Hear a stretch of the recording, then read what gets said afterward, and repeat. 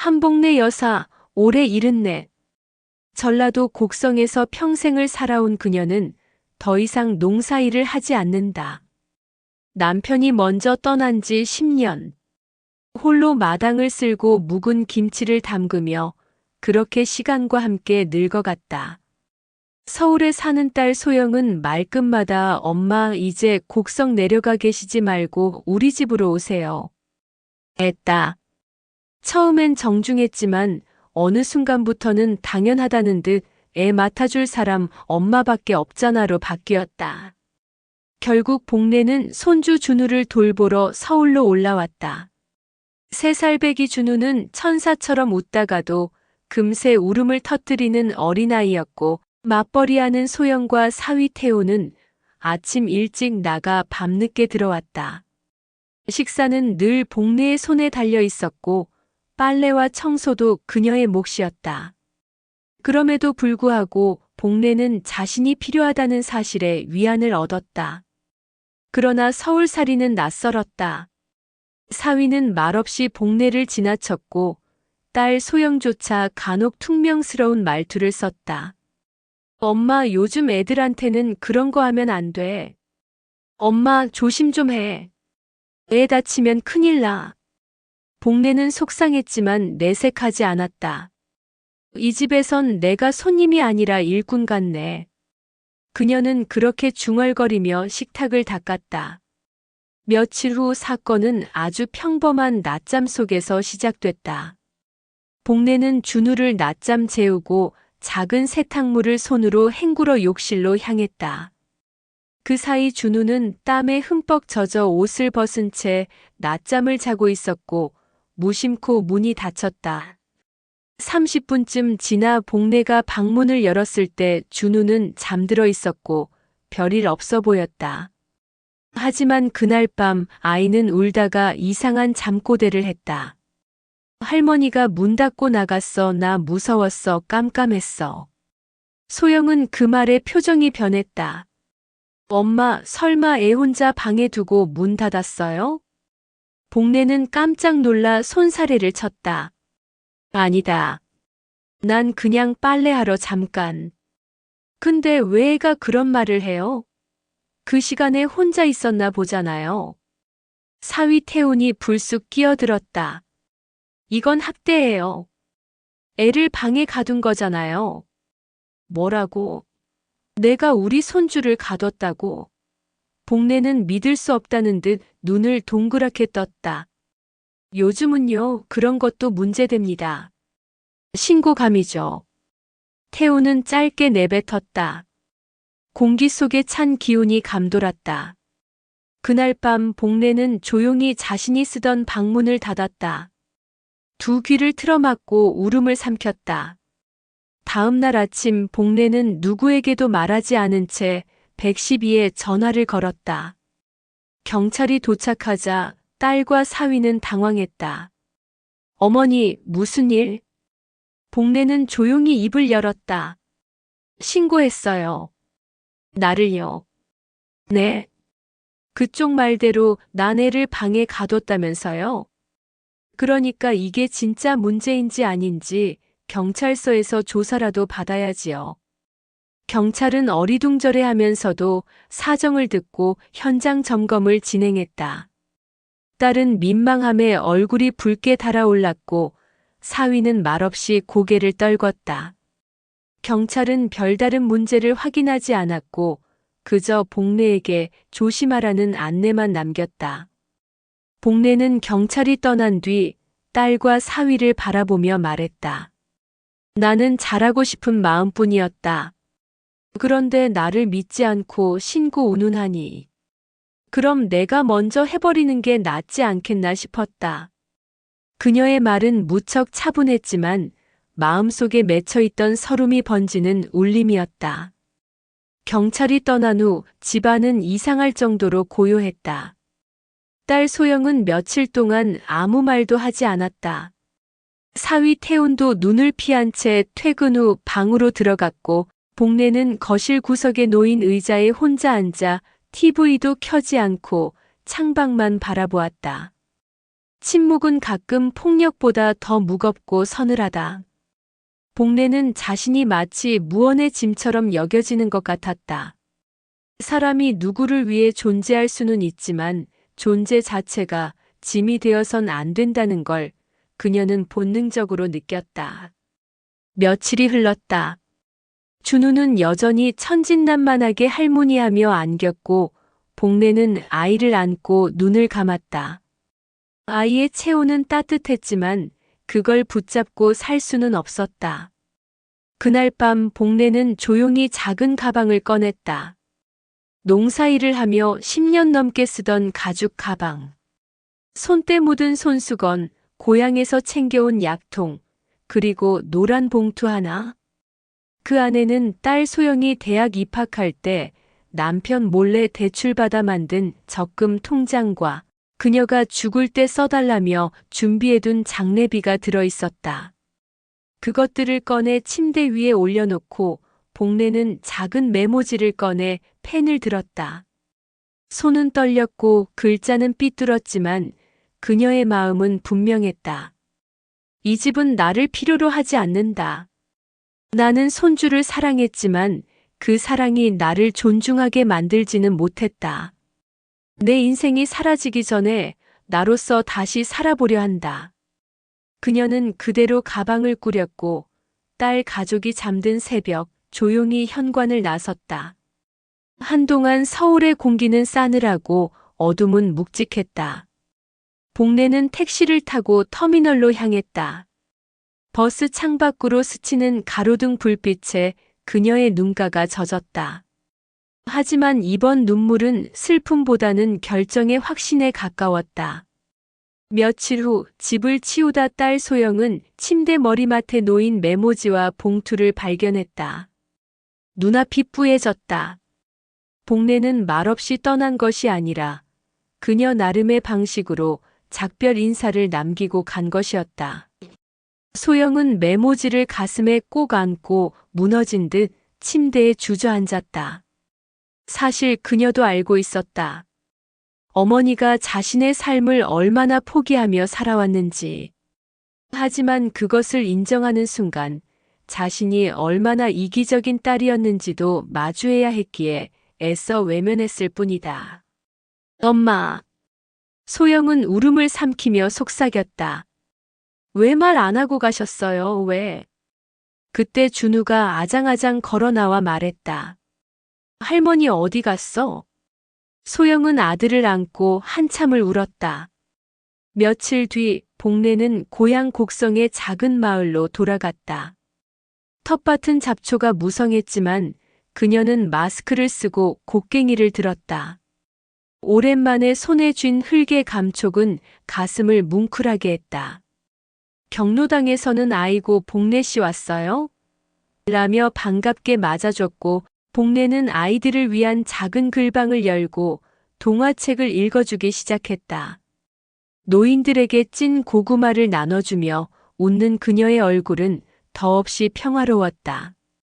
그 누구의 눈치도 보지 않는 삶, 누군가의 도움이 아닌 자신의 온기를 나누는 삶. 복례는 드디어 진짜 자신의 삶을 시작한 것이었다. 어머니가 떠난 후 집안엔 이상한 정적이 내려앉았다. 소영은 매일 같은 루틴을 반복했지만 왠지 집안의 공기가 다른 세계처럼 낯설게 느껴졌다. 준우는 종종 잠결에 할머니는? 하고 묻곤 했고 그때마다 소영은 대답을 망설였다.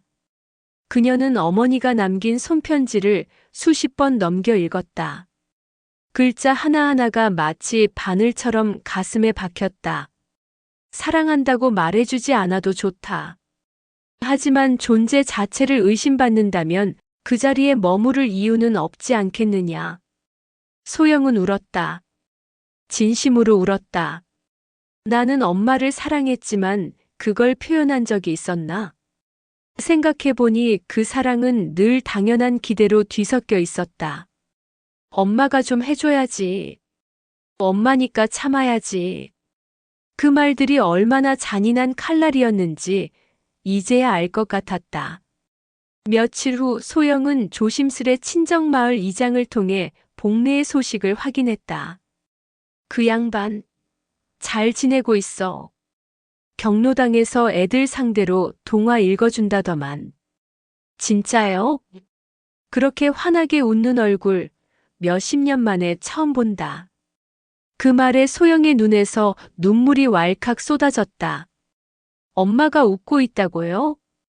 이장이 어깨를 두드렸다. 딸내미 가서 한번 안아드려. 아직 늦지 않았어. 소영은 더 미룰 수 없다는 걸 깨달았다. 그날 바로 준우의 손을 잡고 곡성행 기차에 몸을 실었다. 기차 안에서 준우는 계속 질문을 던졌다. 할머니 우리 보고 기뻐할까? 할머니는 지금 뭐하고 계실까? 소영은 대답하지 못한 채 아이의 머리를 쓰다듬었다. 기차가 종착역에 다다를수록 그녀의 가슴은 조여왔다. 그렇게 엄마를 아프게 해놓고 지금이라도 진심이 통할까? 복례는 그날도 평소처럼 동네 아이들에게 동화책을 읽어주고 있었다. 어린이들의 까르르 웃음소리가 들리는 경로당 마당. 손에는 전래동화 한 권, 목엔 손수건이 걸려 있었다. 그녀의 눈가는 여전히 주름졌지만 눈빛은 한결 가벼워졌다. 어린이 여러분, 다음 이야기는 3가지 약속이란 동화예요. 사람이 사람답게 사는데 가장 중요한 게 뭔지 아세요? 우정이요. 배려요. 복례는 아이들의 대답에 고개를 끄덕이며 웃었다. 맞아요. 그리고 또 하나는 듣는 귀랍니다. 그때 경로당 입구에서 누군가 조심스럽게 들어왔다. 엄마. 복례가 고개를 돌렸을 때 소영이 울면서 서 있었다. 그 뒤엔 준우가 서 있었고 두 눈은 반짝거렸다. 복례는 당황한 듯 책을 내려놓았다. 순간의 침묵 후 준우가 달려와 품에 안겼다. 할머니 나왔어. 복례는 그 아이를 꼭 안았다. 소영은 한참을 아무 말도 하지 못하다가 그녀 앞에 무릎을 꿇고 말했다. 엄마 미안해요. 나 엄마가 있어도 없는 듯이 굴었던 것 같아요. 내가 엄마를 지켜야 했는데 오히려 상처만 드렸어요. 복례는 말없이 딸의 손을 감싸쥐었다. 너도 힘들었겠지. 그 말에 소영은 참았던 울음을 터뜨렸다. 그날 경로당 마당은 한동안 3사람의 눈물로 가득 찼다. 하지만 그 눈물은 오래된 서운함을 씻어내는 첫걸음이었다. 복례는 딸과 손주가 돌아간 후 마당을 천천히 걸었다. 아침 햇살이 채소밭을 부드럽게 덮고 있었고 고운 흙냄새가 코끝을 간지렸다. 소영과의 화해는 눈물 속에서 이루어졌지만 복례는 알았다. 용서는 한순간이지만 관계는 시간을 먹고 자라난다는 걸. 소영은 돌아가기 전 말했다. 엄마, 이제 제가 도울게요. 다시 저희 집으로 오세요. 복례는 고개를 저으며 말했다. 소영아, 그 말이 고맙다. 하지만 엄마는 이곳에서 엄마로 말고 나로 살고 싶어. 그녀의 말에는 단단함이 깃들어 있었다. 한복례라는 이름으로 살아가고자 하는 첫걸음이었다. 며칠 후 마을 이장이 복례를 찾아왔다. 복례 씨, 이번에 마을에서 글 읽기 프로그램 하려는데 진행해 줄 사람 없을까? 복례는 놀란 눈으로 그를 바라보다가 조심스레 입을 열었다. 제가 해볼까요? 그날부터 복례는 마을 글방이라는 이름으로 매주 아이들에게 책을 읽어주고 노인들에겐 편지를 써주는 프로그램을 운영하게 됐다. 그녀는 직접 손으로 안내 포스터를 써서 마을 슈퍼에 붙였다. 책 읽고 이야기 나누고 마음을 풀어내는 시간. 매주 수요일 복례 할머니와 함께. 처음엔 몇 명뿐이던 아이들과 어르신들이 시간이 갈수록 늘었다. 복례는 그들의 이름을 한 사람씩 기억했고 누군가 한숨 쉬면 어디가 아픈가? 라며 눈을 마주쳤다. 그녀는 이제 누군가의 엄마나 할머니가 아닌 자신의 이름으로 누군가의 삶을 위로하는 존재가 되었다. 복례는 이따금 손편지를 쓰기도 했다. 어릴 적 친구에게, 남편에게, 그리고 자신에게. 그 중엔 딸 소영에게 보내지 않은 편지도 있었다. 소영아, 엄마는 한때 너의 엄마이자 내 아이의 보모처럼 살았지. 그런데 이제는 그 이름들에서 벗어나 복례라는 이름으로 살아가는 연습을 해보려 해. 그게 어렵진 않지만 낯설긴 하더라. 하지만 낯설어도 괜찮다. 새로운 나를 만나고 있으니까. 그녀는 그 편지를 서랍에 고이 넣어두었다. 언젠가 소영이 다시 찾아왔을 때 보여줄 생각이었다. 그땐 말이 아니라 글로 자신의 진심을 전해주고 싶었다. 어느 날 복례는 동네 초등학교에서 연락을 받았다. 어르신 혹시 학교에서 아이들 상대로 인성 수업 같은 거 해보실 생각 있으세요? 아이들 사이에 할머니 선생님이 인기랍니다. 복례는 놀라 웃음을 터뜨렸다. 나 같은 사람이 선생님이라니. 하지만 아이들의 눈은 언제나 진심에 반응했다. 그녀가 책을 읽을 때면 아이들은 숨을 죽이고 집중했고 이야기가 끝나면 박수를 치며 또 읽어주세요. 라고 외쳤다. 그날 수업을 마치고 나오던 길에 학교 담장 너머에서 작은 목소리가 들렸다. 할머니 다음 주도 꼭 와요. 복례는 고개를 돌려 아이에게 손을 흔들었다. 응, 약속할게.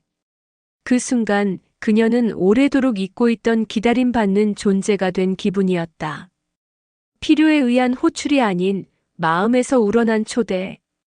그것이 그녀를 따뜻하게 만들었다. 밤이 되면 복례는 평상에 앉아 하늘을 올려다봤다. 별은 많지 않았지만 그 하나하나가 의미 있게 느껴졌다. 한복례, 너 참 잘 버텼다. 그리고 잘 살아내고 있다. 그녀는 그렇게 자기 이름을 스스로 불러주었다. 처음으로 남이 아닌 자기 자신에게 미소를 보냈다. 가을이 깊어질 무렵 복례는 작은 된장찌개를 끓이며 창밖을 내다봤다. 텃밭에 고추잎은 바람에 흔들리고 있었고 마당 끝 감나무에는 붉은 감이 제법 달렸다. 그녀는 무심코 중얼거렸다. 이제 좀 살 것 같다. 바로 그때였다. 대문 쪽에서 익숙한 목소리가 들려왔다. 할머니 감 있다. 복례는 미간을 찌푸리며 문을 열었다. 준우였다. 손에는 작은 배낭 그리고 그 뒤로 소영이 멋쩍은 얼굴로 서 있었다. 엄마, 그냥 김장철도 다가오고 준우도 할머니 보고 싶대서. 복례는 대답 대신 조용히 안으로 들어가며 말했다. 어유 들어와. 감은 감나무에서 따고 말해라. 저녁이 되자 작은 식탁에 셋이 둘러앉았다. 복례는 손수 만든 두부조림과 된장국을 차려냈고 소영은 낯선 기색으로 그릇을 옮겼다. 준우만이 해맑게 말했다. 할머니 밥이 최고야.